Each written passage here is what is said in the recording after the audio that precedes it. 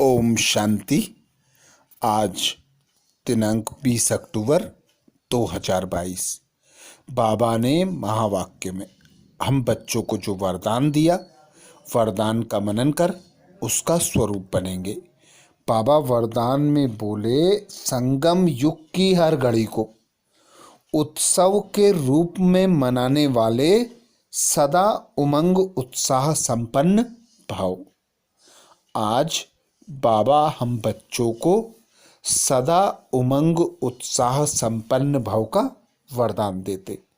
वरदान में बाबा कहते, संगम युग की हर घड़ी को उत्सव के रूप में मनाने वाले सदा उमंग उत्साह संपन्न भाव। डिटेल में बाबा समझाते, कोई भी उत्सव उमंग उत्साह के लिए मनाते हैं। आप ब्राह्मण बच्चों की जीवन ही उत्साह भरी है। जैसे इस शरीर में श्वास है तो जीवन है, ऐसे ब्राह्मण जीवन का श्वास ही उमंग उत्साह है। इसलिए संगम युग की हर घड़ी उत्सव है।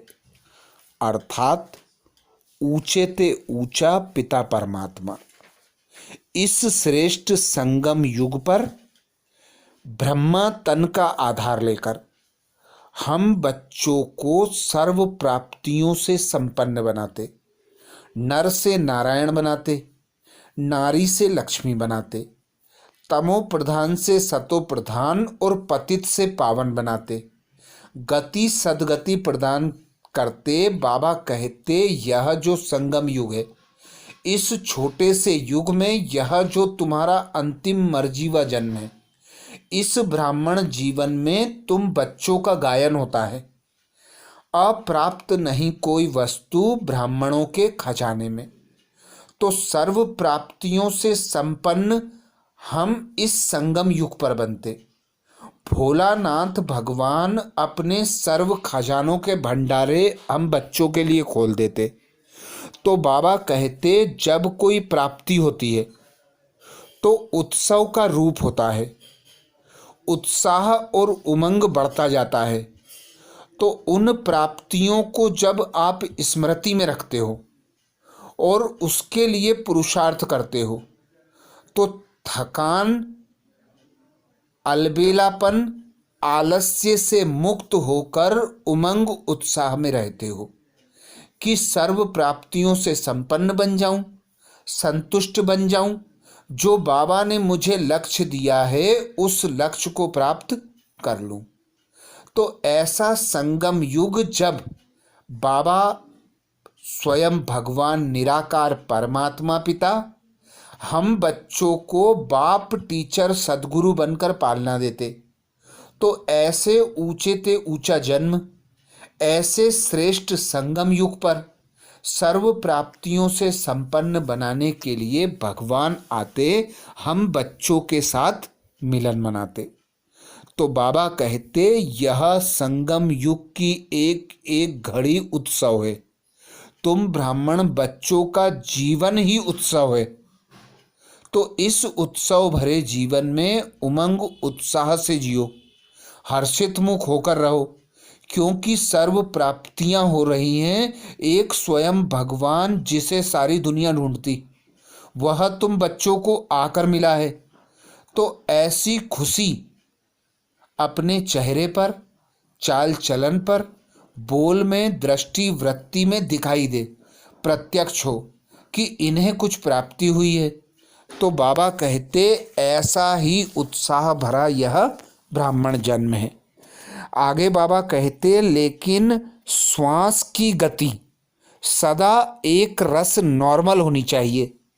अगर श्वास की गति बहुत तेज हो जाए या स्लो हो जाए तो यथार्थ जीवन नहीं कही जाएगी। तो चेक करो कि ब्राह्मण जीवन में उमंग उत्साह की गति नॉर्मल अर्थात एक रस हो। जिस प्रकार हम देखते हैं लौकिक में डॉक्टर के पास जाते हैं, सर्वप्रथम वह हमारा ब्लड प्रेशर चेक करता है। यदि लो होता है या हाई होता है तो वह हमें दवाई देता है। कि आप बीमार हो। ऐसे ही बाबा कहते, इस बेहद के बाप ने जो जन्म दिया है, इस ब्राह्मण जन्म में भी आपकी स्थिति एक रस अचल अडोल होनी चाहिए, नॉर्मल होनी चाहिए, क्योंकि सर्व प्राप्तियां हो रही हैं और भगवान सर्व आत्माओं को एक समान रत्न देते हैं, एक समान ज्ञान सुनाते हैं।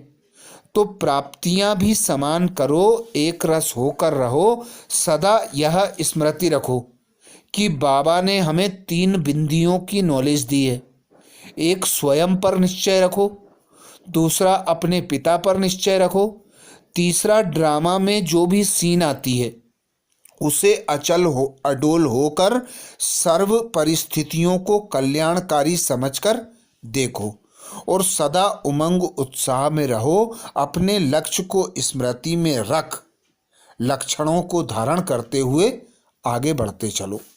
यही ब्राह्मण जीवन है, क्योंकि ब्राह्मण जीवन के बाद हमें फरिश्ता बनना है, फरिश्ते से फिर देवता बनना है, जिसके लिए बाबा कहते उमंग उत्साह अति आवश्यक है। क्योंकि जहाँ उमंग उत्साह है वहीं सफलता है, जहाँ निराशा है वहाँ असफलता है। तो सदैव निश्चय बुद्धि होकर निश्चिंत रहकर पुरुषार्थ करते चलो, उमंग उत्साह में रहो, क्योंकि संगम युग उत्सव का युग है। स्लोगन में बाबा कहते, सर्व शक्तियों के खजाने से संपन्न रहना, यही ब्राह्मण स्वरूप की विशेषता है। सर्व शक्तियों के खजाने से संपन्न रहना, यही ब्राह्मण स्वरूप की विशेषता है। अर्थात बाबा हम बच्चों को अपनी संतान एडॉप्ट करते, सर्व शक्तियों से हमें सजाते।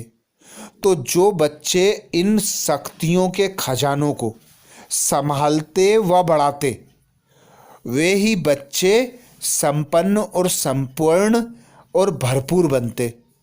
तो सदा बाबा ने हमें कहा है, अटेंशन रखो और चेकिंग करो। ये 2 पहरेदार जब सही होंगे तो आपके खजाने आप संभाल कर रख सकोगे और उनमें वृद्धि भी कर सकोगे।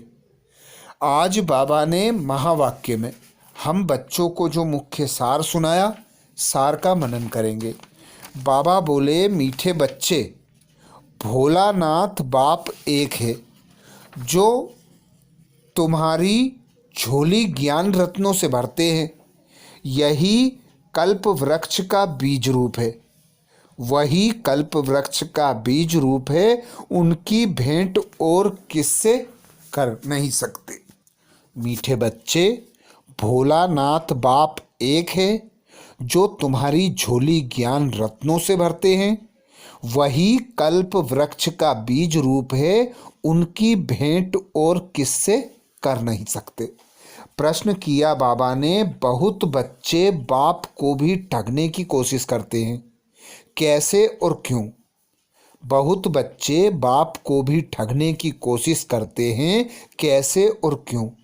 उत्तर में बाबा कहते, बाप को यथार्थ ना पहचानने के कारण भूल करके भी छिपाते हैं, सच नहीं बताते हैं, सभा में छिपकर बैठ जाते हैं। उन्हें पता ही नहीं कि धर्मराज बाबा सब कुछ जानता है। वह भी सजाओं को कम करने की युक्ति है। बाबा कहते, यह भी सजाएं कम करने की युक्ति है कि सच्चे बाप को सच सच सुनाओ। गीत सुनाया बाबा ने, भोलेनाथ से निराला कोई और नहीं। धारणा के लिए मुख्य सार में बाबा कहते, पहली पॉइंट, अपना सब कुछ बाप के हवाले कर पूरा श्रीमत पर चलना है। कोई भी बुरा काम करके छिपाना नहीं है। जज को सच बताने से सजा कम हो जाएगी। अपना सब कुछ बाप हवाले कर पूरा श्रीमत पर चलना है। कोई भी बुरा काम करके छिपाना नहीं है। जज को सच बताने से सजा कम हो जाएगी। दूसरी पॉइंट बाबा कहते, बाप से कभी रूठना नहीं है। सर्विसेबल बनना है, अपने कर्म बंधन स्वयं काटने हैं। बाप से कभी रूठना नहीं है, सर्विसेबल बनना है, अपने कर्म बंधन स्वयं काटने हैं। तो ये थे बाबा के महावाक्य। अच्छा, ओम शांति।